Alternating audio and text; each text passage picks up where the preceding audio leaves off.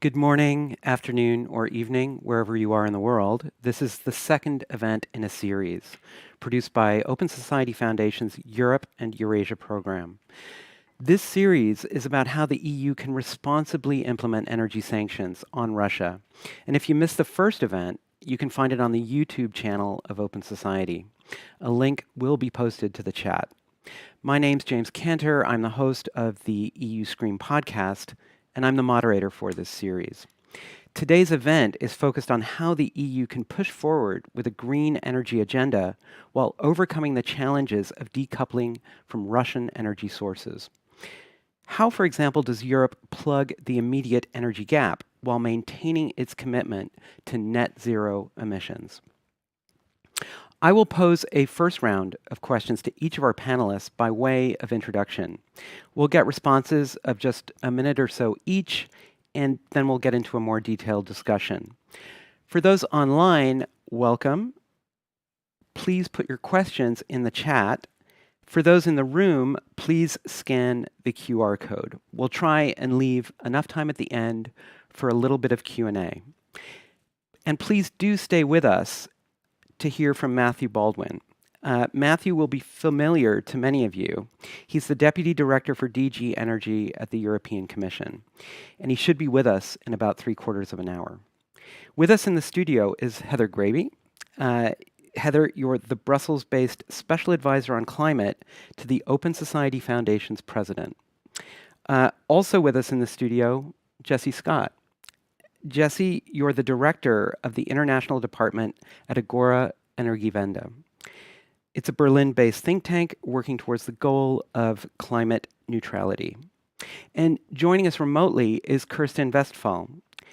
Kirsten, you're the executive director of analysis and research at the Hamburg-based H2 Global Stiftung.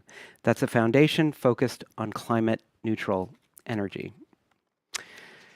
Now, for our introductory round, can I turn to you, Heather?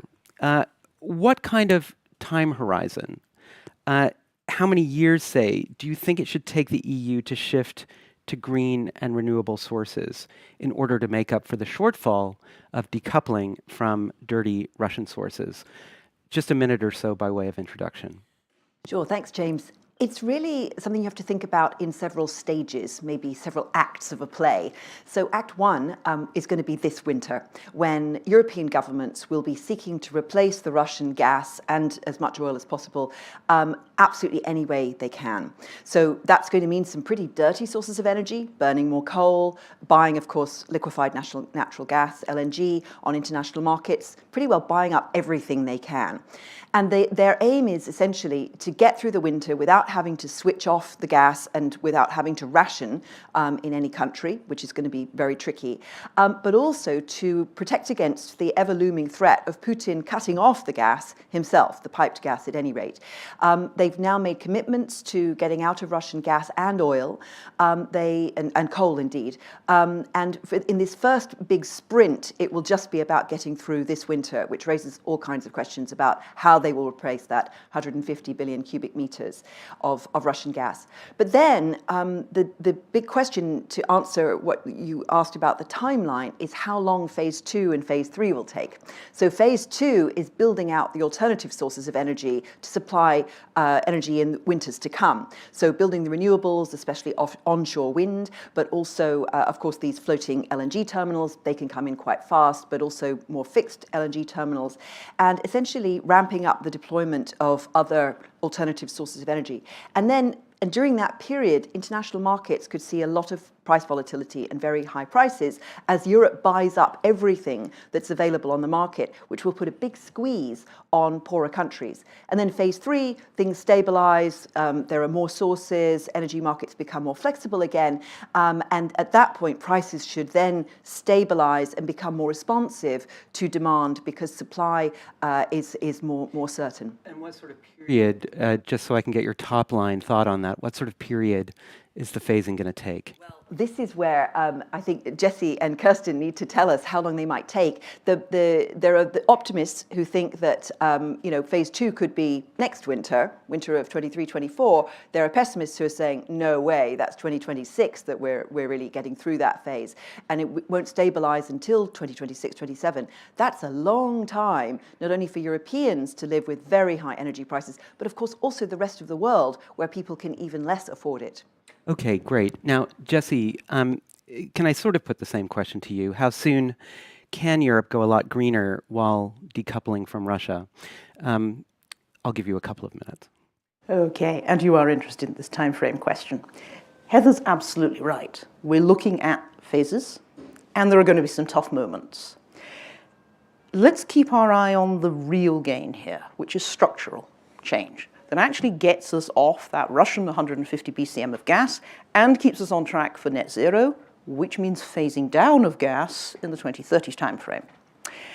That means energy efficiency first. It always does, but it's important and we need to keep saying it. Then we need to build up our renewable capacity in Europe. Now, we are probably in a position to get on track for our 2030 targets with solar PV. We're a long way off track today with wind. We need something like 33 gigawatts additional per annum, and we're struggling to make 10 at the moment. We're also going to need to electrify energy loads. That in particular means addressing industry and, of course, residential heat in buildings, which is one of the things we're really worried about this winter. And that's a question of supply chains and skill sets and finance models. And frankly, we've been talking about that since the oil crisis in the 70s, half a century ago, so I'd like to be an optimist. And then, of course, we also need to think about replacing the molecules, where we need molecular energy with clean hydrogen.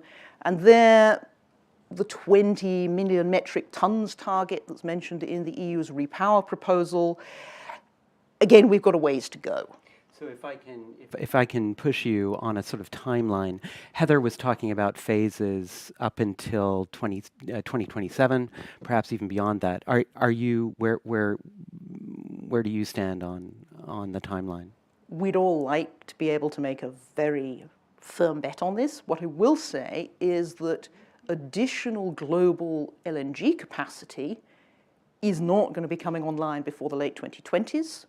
Investment decisions that have been taken today are going to produce capacity 2026 plus. A new investment decision, for example, in liquefaction facilities in the US, 2029. We can, if we have the will to do it and we address the regulatory barriers, move much, much faster on the renewables and the energy efficiency. Right. I'd like to say 2 to 3 years to really change some of the volumes that we need to. Okay, thank you for that. Kirsten, can I turn to you? I hope you can hear me okay. What do you make of the viability and feasibility of some of Heather's and Jesse's predictions about how the phases kind of unfold? Your introductory remarks, please. Thank you very much. And I can only echo what Heather and Jesse have said. It's really an issue of phases, and it's an issue of both incremental, structural, and systemic change, because it's not just a challenge for the energy transformation, but it's also a challenge for the industry. So we are really looking into, I would say, an industrial revolution. And if you ask me, I mean, Jesse has rightly pointed out that additional LNGs are yet to come from 2026 onwards. So the first phase for me is really the phase till, well, 2023, 2024, hopefully with some light at the tunnel around 2025, 26. And then we have the next phase coming till, I would say, 2035. And the measures that have been mentioned are absolutely right. We all know that, especially when we talk about the systemic challenge that is ahead of us, energy efficiency first, then electrification, and then the molecule question, which is deeply related with industrial revolution that I mentioned. But asking how quickly, how rapidly that could go, I would turn the focus to the fact that we we are actually in a threefold crisis, as we know. We are in a climate crisis. We have seen the corona crisis that has really caused I would say, a price and investment crisis that already loomed in the energy sector. And that's part of adding to the very difficult situation that we are in. And of course, the third crisis that not only a crisis, but the Russian invasion into Ukraine has really caused that sense of urgency. But to act with regard to that sense of urgency, there would we have to see that we are really in a difficult situation. As I tried to say, we are coming out of a price crisis, investment crisis in the energy sector. We've now seen really an energy crisis, and we might see really a supply and supplier crisis, because we're talking companies running bankrupt. We are looking in a really difficult socio-economic situation. So my No, preconditions that I Kirsten, would set, can I sorry. Yeah. I'll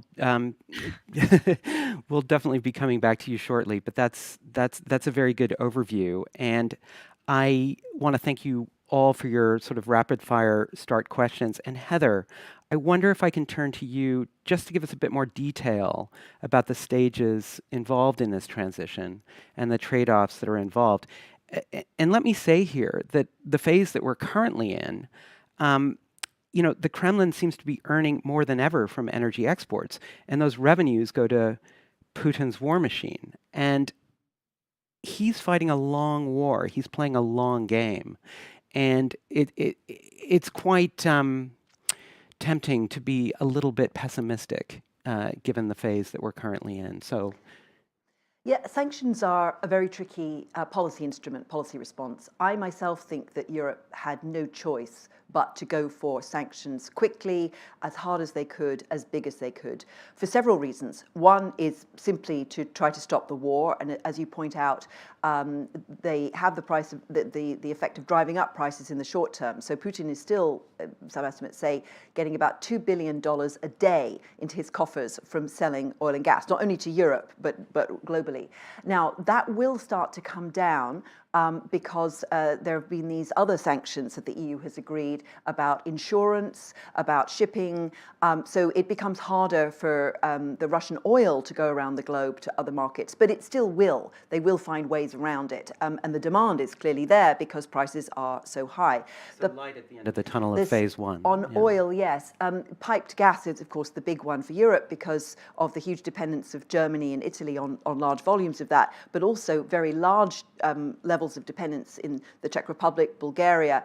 Now, some countries have taken very drastic and radical methods. Lithuania, for example, has come off the Russian gas incredibly quickly. Other countries are prepared to do a lot. And I think this is the big political conundrum, how to maintain the unity about the sanctions, keep the sanctions in place, while having enough solidarity between the member states to share the energy, if need be, this winter. Now, they've agreed to do that. They've all agreed that they're going to increase their gas storage. So the question is whether Gazprom will give them the gas to increase the storage sufficiently. But then what happens this winter, if there's really cold weather in some countries, but not others, can countries be sure of what their neighbors will do? This has never been tried before. We've never had energy solidarity in Europe, and we're still lacking a lot of infrastructure to do it as well. You know, the LNG terminals are currently there in Spain, but Spain can't then send LNG to other countries because of the infrastructure there's not enough to do that. So the lack of an integrated European energy market and energy distribution is really coming to bite us now. It's something we should have invested in a really long time ago. As Jesse was saying, you know, we had the warning from OPEC in the 1970s. Europe could have done that then. Now we're scrambling to do it in a big hurry. But in my view, the key thing is getting across to the public, because the public is in many ways ahead of politicians on the Ukraine war. They've shown more solidarity as individuals with Ukrainians, with refugees, but also in what they're willing to do to stop this war than politicians who haven't had that much courage, frankly. So I think if leaders were sent very clear signals to the public that, look, we've all got to save as much energy as possible, you know, turn down the thermostat to take away Putin's money, to show solidarity with Ukraine, try and find ways of saving energy. Households, but also businesses need to be doing this. There are energy savings to be made. And that is the kind of message that would keep Europe together better than a lot of bartering at the political level. And is part of that giving the European public a glimpse of the final phase? Yes, you're absolutely right. The vision thing is vital. The problem is, as we've just been discussing, trying to guess how long that might take. But people are getting a very strong price signal at the moment. And that will not just be this winter. That will be for at least several winters to come. So governments saying to them, okay, we will try and get heat pumps and solar out to everybody. Don't buy a gas boiler. Some countries are already starting to say they're going to ban gas boilers, here in Brussels, for example, giving a point in time. But there needs to be a much clearer signal from governments. These are not just temporary patches. This is a whole-scale transition that is now inevitable. Let's invest in that. Okay, so Jessie, Heather says there are risks now. Obviously, there are very, very, very significant costs. That's not a reason not to be pursuing this strategy, but can we look a bit more forensically, perhaps, at the effects that these sanctions are having? And, perhaps you can fold into that whether a better solution, whether there was a better solution than the kind of foreshadowed embargo that was announced by EU authorities. There's been a lot of talk about whether tariffs would have sent a better signal. Actually, to be honest, I've felt that the sanctions tariff debate is perhaps not the most important and interesting one. What instead I've been doing, and I'd like to pick up 2 points Heather's made, is look at prices and what the price signal is and is not doing, and the solidarity issues. On prices, in the 3 main gas markets in Europe, we've seen about an 11% reduction in demand year on year, but you have to correct for weather. Because as we all now know, the big issue is how cold is it in the winter. And that's what we're afraid of course, this coming winter, the winter after that. And with that correction, it's more like 6%. Now, we've had historically high gas prices since last summer, and we've seen a 6% impact from prices. That's not perhaps as radical as some of us might have hoped. Now, there are various ways in which the price effects have and haven't been passed on as yet. But that brings me to solidarity, because I think we face 3 issues. One is between different EU member states. What happens? To spell it out, if it's cold in country A in November, which by the way is not so many days from now, and we do not know if it's going to be very cold in country B in February. How do we share the drawdown on the storage, given that we know what we know about the potential LNG imports, but we are not confident about the pipeline supply flows? That needs some thinking through, and we need to hang together as Europeans, or there will be damage to the European project. Secondly, types of consumers. Which consumers are going to face, the word we're all thinking about, rationing? Now, we know some of the solutions in the power sector, but a lot, of course, depends on what happens in the French nuclear fleet.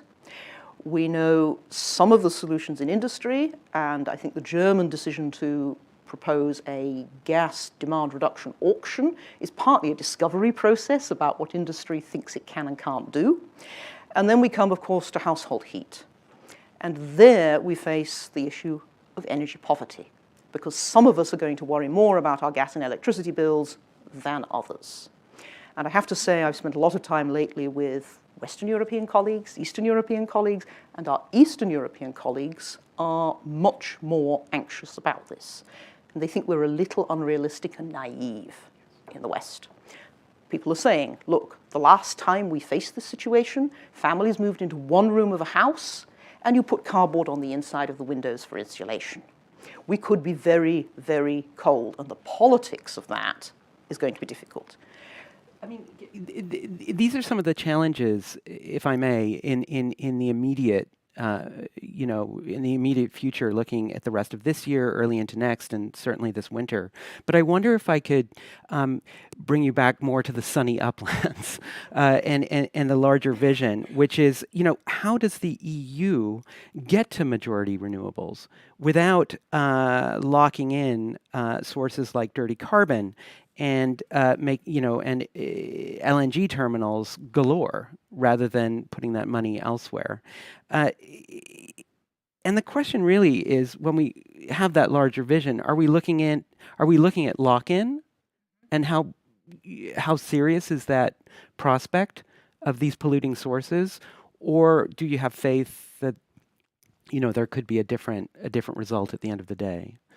Well, first on the renewables, the energy saving, those structural changes. Here I'm a little frustrated. We know the answers. We've known them for decades. We need to address onshore wind permitting. And by the way, there's a limit to what, of course, the European Commission, the European Union can do about that, because ultimately this is a matter of national and regional law. And we need our governments to pick up that challenge and go with it. And much the same applies to insulation in buildings, which is, of course, the biggest energy saving, fundamental to the household heat. We know the answers. We need to be braver and do them. When it comes to new investments, there's no shortage of money, by the way, for onshore wind. The issue, the bottleneck, is what is there to invest in while there's this huge queue of pre-permitted projects. For new investments, we will see some LNG investments. We will see, I think, some additional pipeline infrastructure shortcut type investments. I think the market will do most of that. There might be some EU public money. I don't think that's really going to be a major game changer for most of those projects.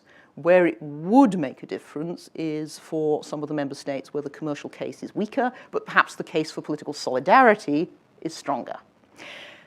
I'm more concerned about the contracts that underlie this. Will there be new long-term gas contracts? Or to be honest, I was concerned about that 2 months ago, because it's very clear in the discussions now that the global LNG producers are realizing that in Europe we are still holding on to our phase-down goal. This is very interesting, because you've mentioned some very, very concrete elements of how we get to a cleaner future: long-term gas contracts, permitting for wind, among others. And yet the headlines that we see, tend to be about the opening of the reopening of coal-fired power in so many European countries. And so there's a kind of one sometimes feels that there's not enough emphasis, perhaps, on these other very important stories. Kirsten, can I turn to you? Can you give us more of a geopolitical view, perhaps, on these issues? Can you read the tea leaves a bit for us? And one question I would put to you, I'd invite you to respond a little bit to what Heather and Jesse have said, but can I also put the question to you, how likely is a full shutoff of Russian gas this winter? We've already seen significant reductions in Russian gas deliveries in recent weeks. On your last point, I wouldn't exclude anything in that spiral that we are in. If you ask me about the geopolitical tea leaves reading, for me, it is really an issue of exactly European solidarity, exactly European integration. I think we have to make, and we knew that for some time, the energy transition really, we have to make it a European project, and that means really a green electricity and molecules union, hydrogen union. I think that's the way forward. And if I say EU, then it's really an issue of also integrating the neighborhood, looking to the North Sea, to the Baltic Sea, but also the Mediterranean and the Black Sea region. So this is part of what I would say the strategic element. We have to think through the new importing partnerships that we will see, and they will no longer be that kind of import relationships that simply substitute for oil and gas deliveries, but we are looking into really partnerships of sharing technologies, sharing values. It's much more, the energy revolution, energy transformation will be much more technology driven. The value chains are much more complex, and the big challenge, I mean, there are lots of challenges ahead, but my major message would be also, now working for H2 Global, is we have to start really now implementing hydrogen value chains, derivative value chains, in order to test and find the technologies. And that's the difficult and tricky issue right now, both managing the emergency and the crisis, but also already moving ahead. So doing both in parallel, securing the supplies and avoiding lock-ins, as you said. And if we have to do lock-ins, maybe talk with our partner countries about a way of decarbonizing the value chain later. So it's really about long-term strategic partnerships. And I also think the idea is right to think about integrating these ideas into the global gateway strategy. Or if you see the G7 declaration, that's the right point to think about global partnerships of infrastructure and investment, in particular in these new corridors. You know, Kirsten, I was very intrigued by one word that you used, which was values, when you were talking about partnerships with perhaps new overseas energy partners. And I guess I would put the question this way, you know, how do we manage this transition, either for new temporary fossil fuels or for the kinds of resources needed for green, clean, truly green, clean renewables, without deepening our reliance on a new set of autocrats around the world? Well, if we talk about importing green electricity, green electrons, green molecules, we don't have to look to autocrats. It's much more, as we know, there is more ubiquity. Renewable energy is available across the globe. Technology is also more an issue of transfer and know-how. Of course, I mean, what I wanted to say, responding to your first question, is we are looking, I mean, that's a tremendous challenge. It's a Herculean task. We are in a geoeconomic situation where we have all these supply chain issues. We have to look into the raw materials, and we also have to think about relocating parts of the value chain. And this is why I really think it's up to the European Union now to work with the neighborhood and on long-term sustainable partnerships. That's the only way forward. I can't see Europe really um, remaining as a strong economic and political pole without arranging a very solid and sustainable partnership with the neighborhood. And this includes, of course, ways of also importing low carbon molecules, low carbon derivatives, and hydrogen as part of, the transition, as part of the decarbonization of value chains. Because, I mean, Jesse has pointed to that the numbers we're talking are gigantic with regard to what we need in order to supply the 10 million tons annually that we look into importing in the Repower EU. We're talking about 10 gigawatts of electrolyzers installed capacity. We're still in the megawatt range of electrolyzers capacities, and that's Okay, even much more. Yeah. that's a really good point, I think, to turn back to Jesse, because what Kirsten's emphasizing there is the scale of the challenge, and she's emphasizing the need to find a variety of ways to make Europe work better. So let me put it this way. How would you assess the risk preparedness of the EU in the event of a full shutoff of Russian gas this winter, and with the storage perhaps not at the levels that the Commission would like? Well, we're in a better position than we would have been had we not done a lot of gas interconnection and electricity interconnection over the last 10 and 15 years in Europe. First thing, the Commission's actually got us prepared to some extent. We were not, of course, expecting the extreme situation with Russia. If the winter is mild, my understanding from the analysts is we'll muddle through. If the winter is very cold, we are going to take some very tough decisions. But you want a little bit of optimism, so let me pick up something that Kirsten said. Today, there is not a global trade in renewable hydrogen. We need to create that value chain. We need to create the production, the delivery, the demand. But Kirsten and I and others have seen enormous numbers of leaders from the European neighbourhood coming into Berlin in the last months. Everybody wants that conversation. The German government's doors are open, the Commission's doors are open. I actually am seeing conversations I've wanted to see happening on both electricity and green molecules for years, suddenly speeding up. People are talking deals, they're talking bottlenecks, they're talking finance. So I think we will also see that we can secure ourselves within, as I estimated earlier, a matter of around 3 years for a fundamentally better situation and stop worrying quite so much about the thing we can't control, which is the winter weather. Great, thank you very much. And Heather, can I come back to you now? A lot has been said, and I'm sure you'll want to come back on that. But one thing that I think we shouldn't lose sight of is, first and foremost, sort of energy efficiency. It's pretty vital, and it shouldn't just be an afterthought, particularly as we face, the possibility of a very cold winter and simply not enough supplies.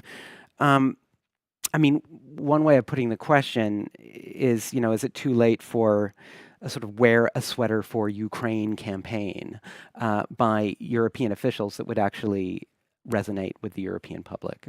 So I've put this to, I've heard a number of politicians talking about this issue, and you get very different reactions. British Conservatives, you can't tell the public to do anything, that would be terrible, even though in fact they do that all the time. That's what governments largely do. Others are much more relaxed about it, particularly in countries where there's a high level of trust in the state. I can imagine a campaign like that working in Germany or the Netherlands. But it's harder in other countries. And the key thing is people need to see some kind of benefit.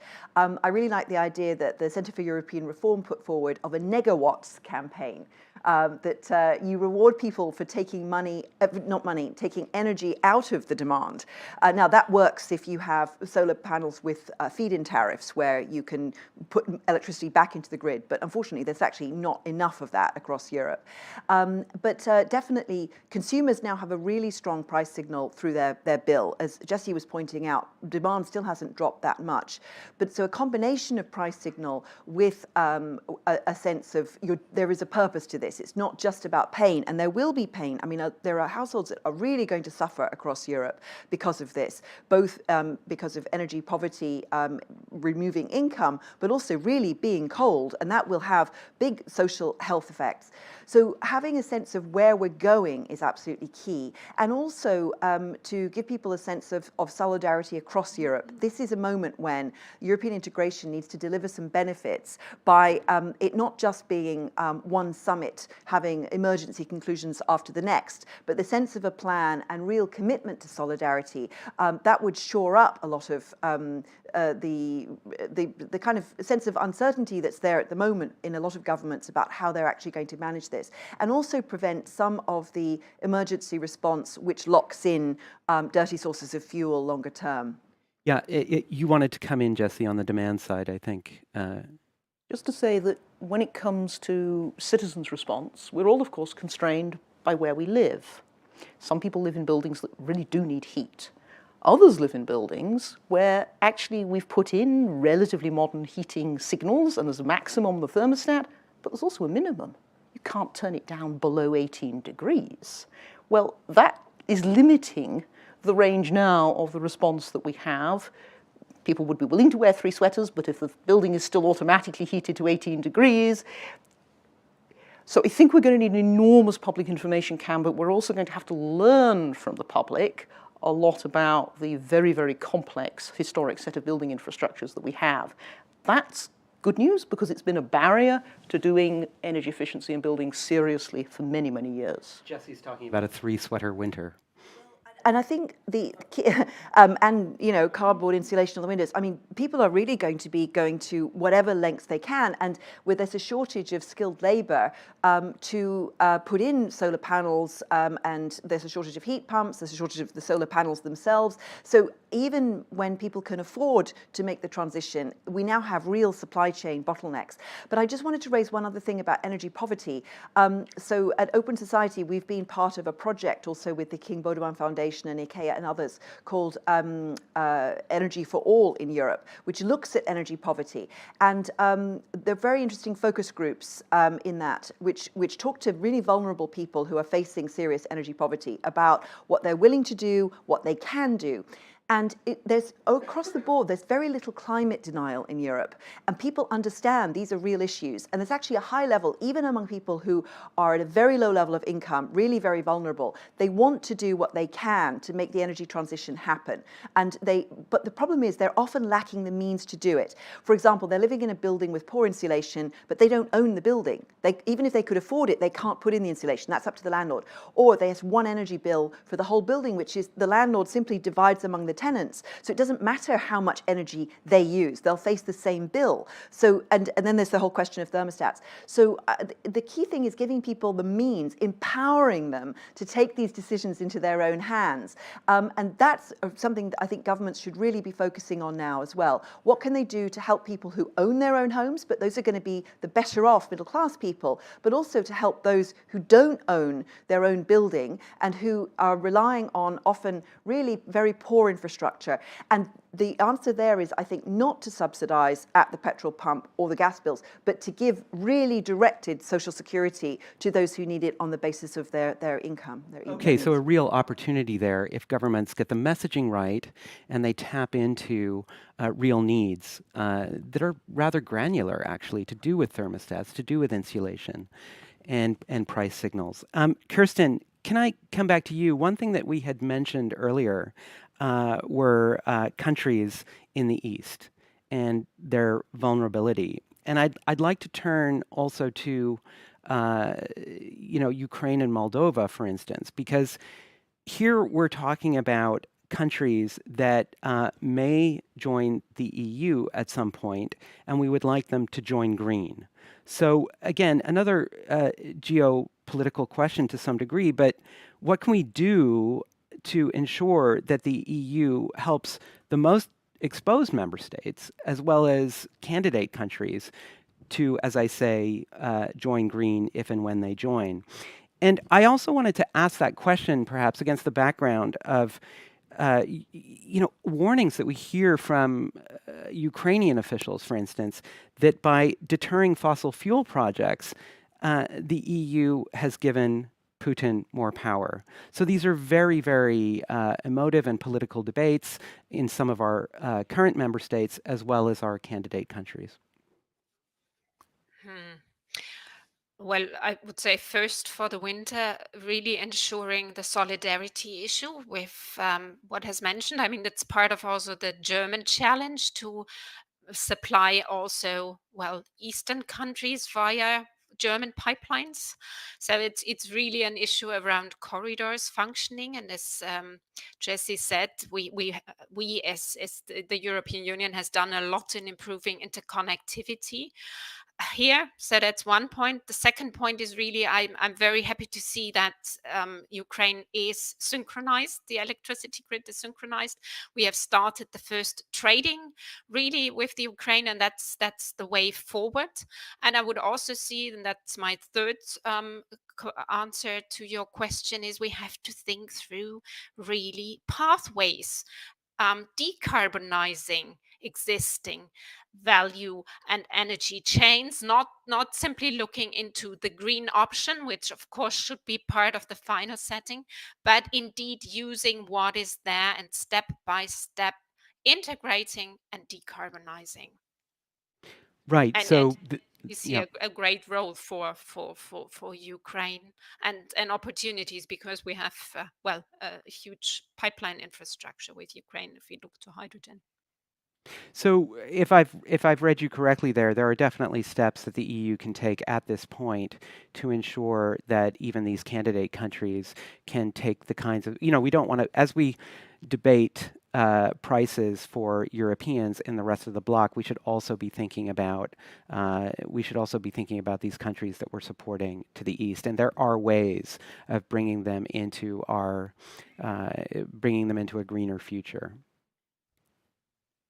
Yeah, of course. We have to think through joint projects. As I said, we have already the synchronization with Ukraine, and trading with electricity ongoing. And of course, that should be expanded, and there's a way forward. It's now a very challenging situation, in particular if we're looking to renewable energy projects, because the best sites are really in occupied territory. But of course, this is the way forward to work together on the decarbonization issue of both electrons and molecules. James, I think there's a real opportunity also to think about leapfrogging in terms of stages of decarbonisation. You know, the Russians have now destroyed Ukraine's largest carbon emitter, which is the Mariupol steelworks. So the obvious thing to do, when we very much hope when this war is over, is to build back greener in Ukraine, and to help the EU, for the EU to help Ukraine to leapfrog a stage of development and move directly into a decarbonised hydrogen and renewables driven economy. Hydrogen, of course, has to be manufactured with renewables energy to be green. But don't build back steel and cement and these industries of the past, but instead move straight into integrating Ukraine into the European Green Deal and the whole, not only decarbonisation drive, but also sustainability, biodiversity. Ukraine has fantastic biodiversity, lots of wetlands, which are really valuable. Also lots of small scale agriculture. So not moving Ukraine into the CAP and a monoculture, but preserving the real natural ecosystem benefits that Ukraine already has. These are the kinds of things we should be thinking about. You know, we've had the candidate status has been granted both to Ukraine and Moldova. This is great. Now let's get these countries into the green future of Europe. You know, we've had a lot of talk about build back better, but there's a real opportunity to build back from a very, you know, a terrible reconstruction, need for reconstruction after conflict, but really to build back greener on a very large scale. And that then gives hope and some vision to the rest of Europe about how it can be done. At the moment, we don't have any living, breathing example of a low-carbon, climate-neutral economy that we can point to people to say, this is your future, this is what it could be like to live in a post-climate transition economy. But actually, there's a chance now to create one, and to help these countries to move towards one actually a good deal faster even than the more advanced industrialized economies. Jesse, that's an extraordinary vision. It sounds like the sort of thing our politicians should be talking about more frequently. Is that viable? Is that feasible? Do you think some of the vision that, I mean, Kirsten laid out some of the stages, and then Heather kind of gave us a vision of a future post-transition economy. It's absolutely feasible. It's also absolutely necessary. We have climate targets because you cannot change Earth system physics, and we are not on a good track at the moment. It's also a signal that's been picked up around the world. So actually one of the effects of the high oil and gas prices is a number of countries which had still been at the stage of the decarbonisation debate at which you talk about a coal to gas bridge to renewables, are thinking about the coal to renewables switch directly, the leapfrog, because they've realised that dependency on global markets, particularly if you have a vulnerable currency, dependency upon neighbours with geopolitical ambitions is not a particularly brilliant strategy. Renewables are local. So we're seeing crisis, not just in Europe, we're seeing a crisis in Pakistan. Why? Because we've priced them out of the LNG market as Europeans. But we're seeing also, therefore, in countries like Pakistan, an increasing interest in, okay, we'd like to do the renewables. That brings me to a plea to the Europeans, which is, let's not price those developing economies with huge potential emissions risk and huge potential to go for clean energy and all the development associated with it. Let's not price them out of the renewables market as well. Let's ensure that the supply chains are scaled and that we help with the costs. Great, thank you. Now we're still waiting for Matthew to log on. So I'm going to turn initially to a few questions, and there's one from Mark Johnson, which I think gets to one idea about what sort of signals could be sent and how quickly. He asks, please, would a bad winter Would a bad first winter be the best way to dispel our complacency and catch up on the changes needed? I will look around. Of a crisis. One can speculate.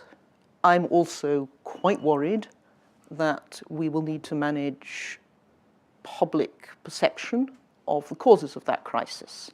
And I was listening to Polish colleagues over the last 2 days, and they are quite concerned that there are populist tendencies in Europe which will try to link the energy crisis and, by the way, the wider inflation in the economy to the green transition. So this is going to need some thinking through, and it needs some leadership. And it needs some leadership from Brussels, from European leaders towards one another, and it's going to be an anxious time. So be careful what you wish for. Right. And the political backlash from a first bad winter, among other things, could be very nasty. Is that, yeah? Yes, and I mean, this is really the first big green crisis that we're facing, where instead of simply looking at the warnings from the scientists and the UN and IPCC and so on and saying, oh, we're going to have to do this climate transition, let's think about what we might do. Suddenly, there's a massive crisis and we have to take action very quickly.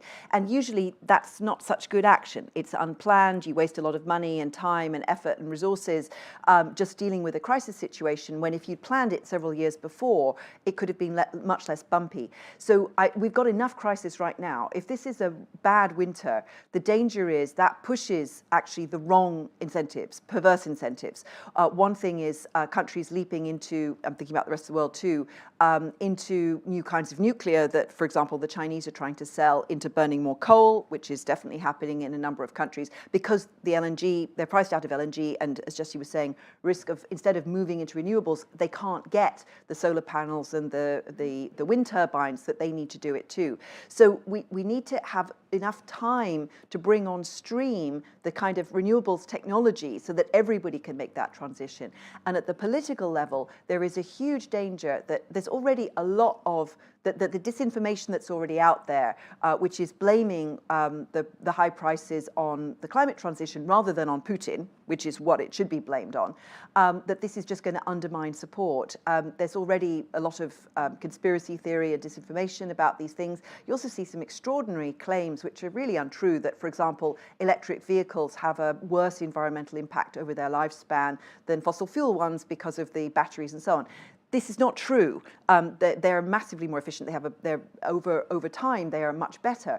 But there's that kind of disinformation from different sources, which is really unhelpful at a moment when the political leadership needs to be for all of us to enter this transition and to try and make it go as smoothly as possible and set the right incentives for investment in what will provide freedom fuels and decentralized local energy production, not only in Europe, but also globally. Very interesting. You should mention transport because we had another question from Craig Winokur. He asks, when it comes to transport, the EU is betting heavily on electrification.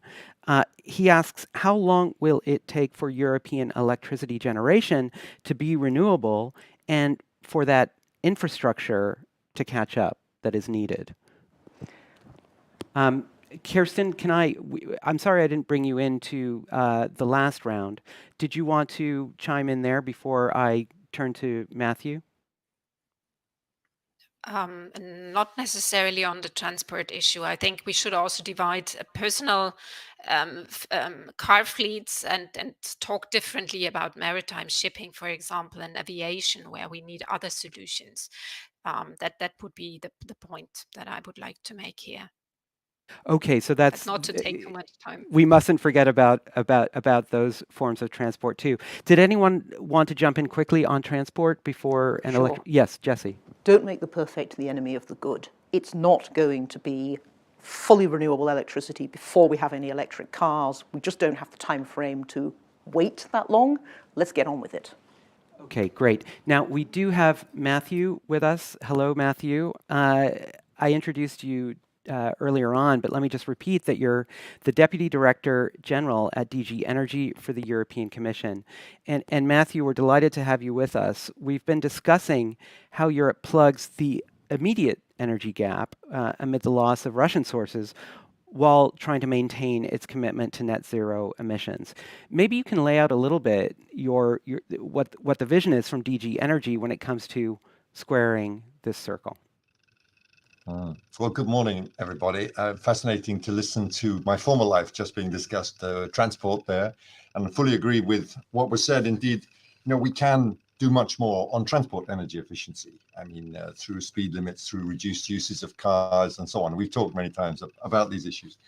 But from the broader DG Energy perspective, it's an interesting question. I mean, in our view, not only is there no dichotomy between plugging the gap and keeping our commitments to net zero to the European Green Deal.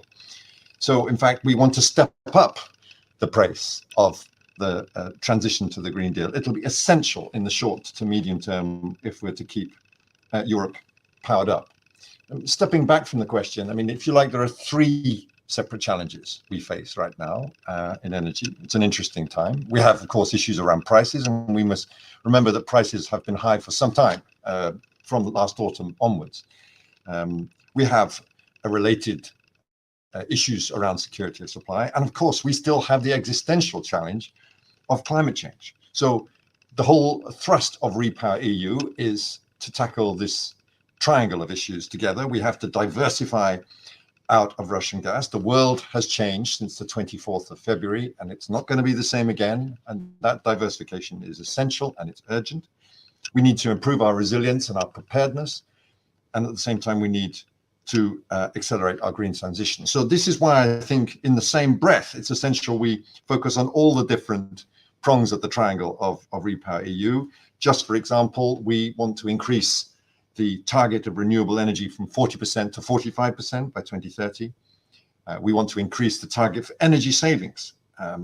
We can, by these methods, for example, reduce our consumption of gas and oil by up to 5%, really quite quickly in the short term. So there's a tremendous amount of things that we can do.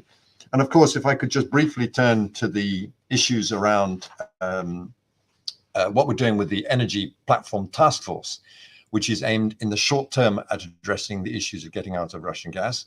We are looking in three routes. I have lots of threes today. Firstly, we're looking to aggregate our demand at the European level, working through a series of regional groups. We've now launched, or are launching today, the second of those in Central Europe, to look at the specific issues around gas and diversification from Russian supply for regional groups of countries. Secondly, to improve the efficiency of our use of infrastructure and to look at where we can do short-term fixes for infrastructure as well.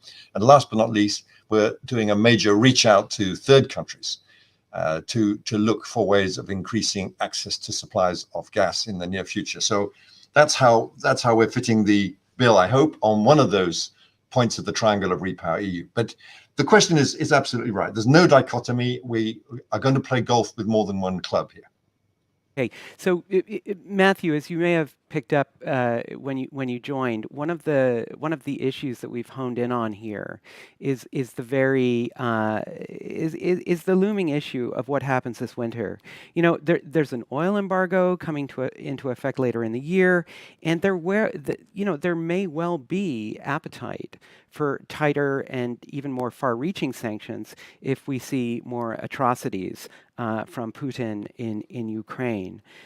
The question is, and we've been talking a lot about what the EU institutions can do about this.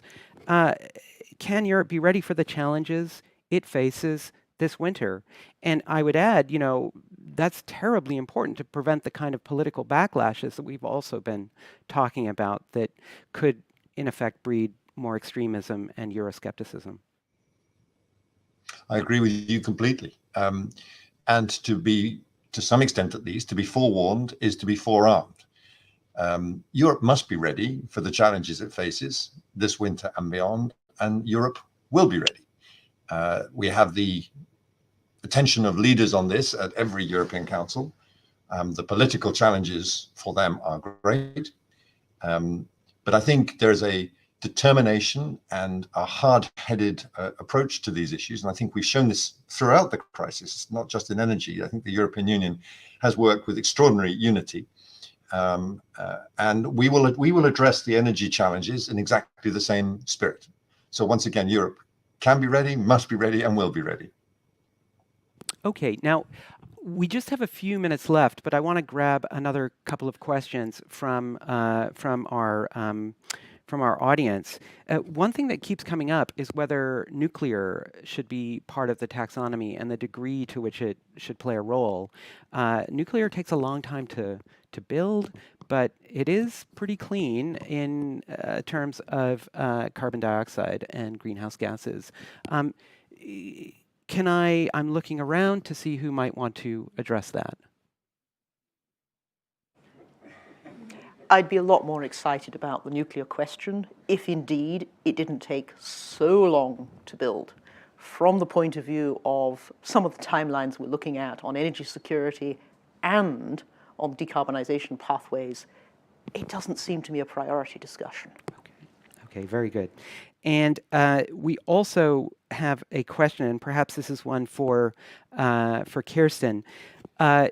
The question is about whether the hydrogen partnerships, Kirsten, would not just be in our neighborhood, in the European neighborhood, but also could reach out to Asia and to other parts of the world. Right. I mean, definitely, yes. There is a question of whether we're talking about derivatives and transport vectors, then it's clearly a task for the European Union also to work on establishing a global market.